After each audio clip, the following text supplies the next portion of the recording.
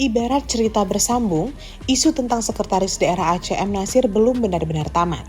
Satu tudingan belum selesai, muncul tudingan berikutnya, kedua, ketiga, dan seterusnya. Bahkan merambah wilayah yang sangat pribadi. Maka pertanyaan pun mencuat, begitu empukkah kursi panas Sekda Aceh itu? Apa motif dan tujuan dibalik semua itu? Murni kritik atau memiliki persentase politik dan ekonomi? Jawabannya bisa ya, bisa tidak. Maklum, dalam arsitektur pemerintah daerah, sekretaris daerah bukan sekedar pejabat administratif, tapi simpul kendali birokrasi, penjaga ritme anggaran, dan penghubung antara kepala daerah dengan mesin aparatur sipil ASN. Di Aceh, posisi ini bersentuhan langsung dengan pengelolaan APBA, distribusi jabatan, desain kebijakan pembangunan, hingga sinkronisasi antar SKPA. Karena itulah, M. Nasir sebagai Sekda Aceh berada di titik bidik banyak pihak. Lihat saja, serangan terhadap dirinya tak lagi sekedar soal jabatan. Isu yang beredar sudah mengarah pada pertarungan kepentingan yang lebih besar, yaitu siapa menguasai birokrasi, siapa mengendalikan alokasi anggaran, dan siapa menentukan arah mutasi jabatan. Sebagai Sekda, Nasir mengatur arus dokumen, memastikan visi misi gubernur dan wakil gubernur diterjemahkan dalam RPJM dan keputusan administratif. Ia juga memiliki pengaruh besar dalam penyusunan dan pengendalian APBA, proses mutasi dan promosi ASN, distribusi proyek hingga pengawasan pelaksanaannya. Nah, dengan posisi sepenting itu, tentu saja Sekda menjadi gerbang akses kepentingan politik dan ekonomi. Ini berarti menguasai Sekda memiliki pengaruh signifikan atas arah birokrasi dan anggaran. Tapi sebaliknya, di titik inilah konflik bermula. Dari dinamika beberapa pekan terakhir misalnya, setidaknya ada beberapa kelompok dengan motif berbeda namun bertemu dalam satu kepentingan, yaitu melemahkan Nasir. Pertama, diduga ada figur oknum ASN di jajaran pemerintah Aceh yang berambisi menggantikan kursi Sekda. Figur ini disebut-sebut memiliki dukungan Ketua DPRA Zulfadli alias Abang Samalanga. Dukungan ini tentu saja tidak gratis. Ada komitmen untuk setia dan patuh terutama dalam mengamankan sejumlah pundi pokir di APBA. Ini juga dibuktikan dengan dugaan kehadiran sejumlah kepala dinas atau SKPA ke rumah pribadi Zulfadli di Samalanga, Kabupaten Biren. Kedua, kabarnya ada oknum ASN lain yang diduga mendapat dukungan pejabat di Kementerian Dalam Negeri di Jakarta. Motifnya relatif jelas, ambisi menggantikan Sekda. Strateginya tidak frontal memang, melainkan sistematis, menggiring opini, membantu logistik kepada media yang selama ini diternak melalui program Pokir Pimpinan DPRA, serta menggandeng LSM anti rasuah yang berafiliasi dengan media tersebut. Tema utamanya satu, Sekda Aceh dianggap tidak mampu dan perlu penyegaran alias diganti. Ketiga, isu dugaan ketidakberesan diangkat sebagai daerah legitimasi. Narasi bahwa Nasir tidak lagi efektif terutama dalam penanganan bencana dan tata kelola anggaran dibentuk melalui jaringan birokrasi. Ini adalah pola klasik, perebutan jabatan tinggi dengan membangun persepsi bahwa krisis untuk membuka ruang suksesi. Di sisi lain, ada kelompok yang disebut-sebut sebagai Pandawa 5 di DPR Aceh. Mereka adalah 3 dari Partai Aceh, 1 dari Partai Demokrat, dan 1 dari Partai Golkar yang merasa terganggu dengan langkah pembenahan APBA 2026. Selama ini terdapat pola alokasi yang dianggap sebagai zona nyaman dengan segala keserakahan dan ketamakannya. Ketika perubahan hendak dilakukan Sekda M. Nasir, maka ia dipersepsikan sebagai ancaman. Motif mereka bukan sekedar politik, tetapi menjaga ekosistem kepentingan seperti akses anggaran, proyek, pengaruh distribusi, dan kendali informal kebijakan. Polanya berupa tekanan melalui isu publik untuk membatasi ruang gerak eksekutif khususnya Sekda.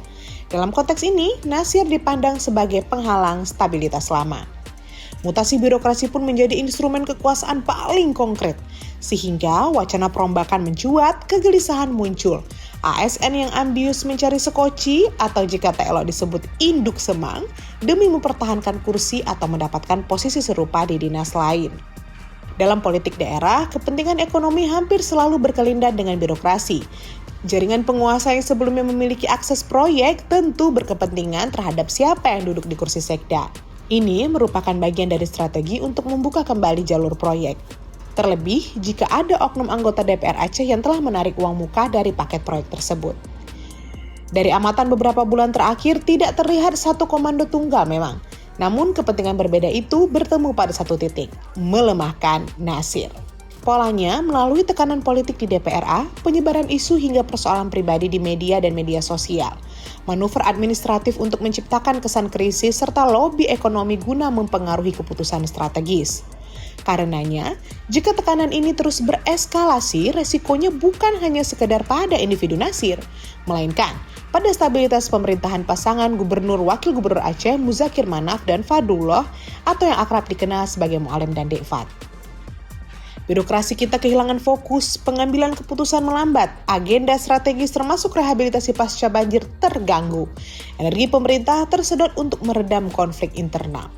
Ironisnya, konflik ini diduga dimotori dan disponsori oleh Ketua DPRA yang juga politisi Partai Aceh, yaitu Zulfadli alias Abang Samalanga.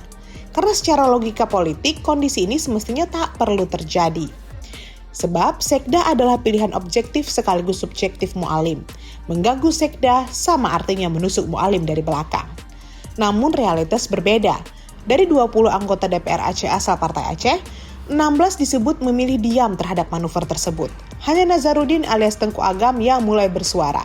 Ini memperlihatkan bahwa delegitimasi terselubung melalui isu, rumor, dan kritik yang dilebih-lebihkan. Dampaknya serius.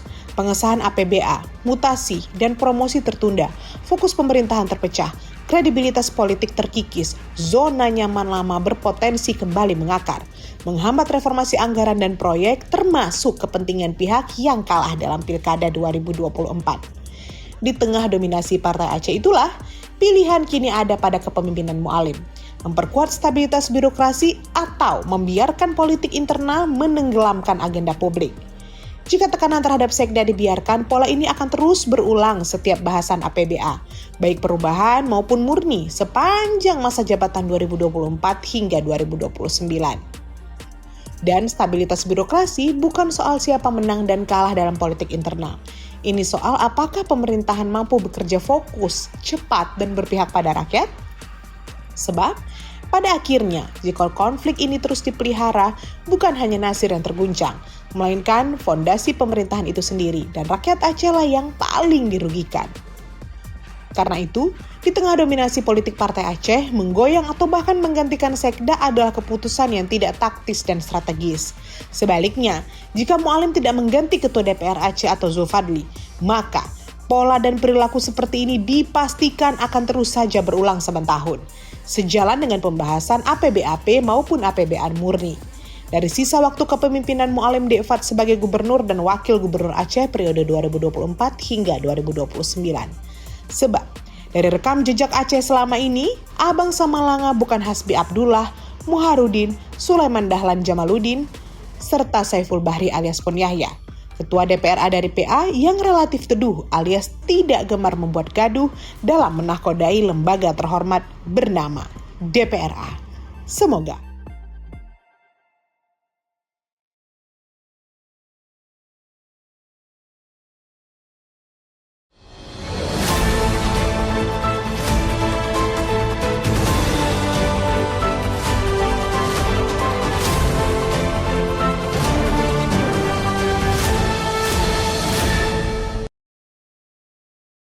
jangan lupa like, komen, dan subscribe. Serta aktifkan lonceng notifikasi.